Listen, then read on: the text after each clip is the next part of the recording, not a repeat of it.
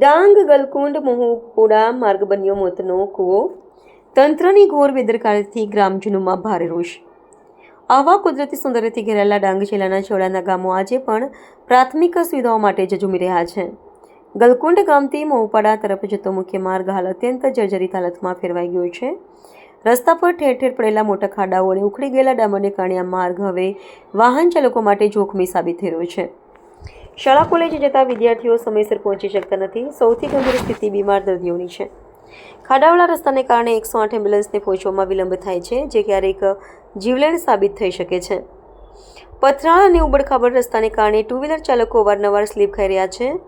ચોમાસા બાદ રસ્તાની હાલત વધુ કફોડી બની છે.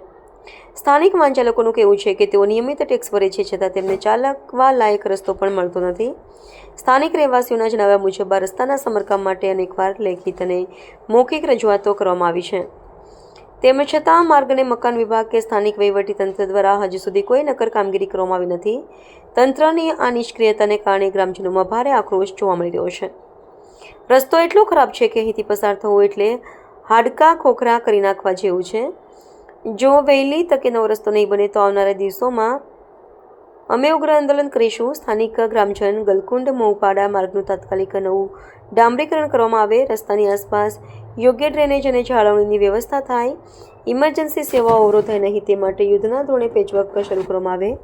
હવે જોવાનું એ રહે છે કે ઊંઘતું વહીવટીતંત્ર આ ગંભીર સમસ્યા પ્રત્યે ક્યારે જાગે છે અને ગ્રામજનોને આ નરક જેવી મુસાફરીમાંથી ક્યારે મુક્તિ મળે છે.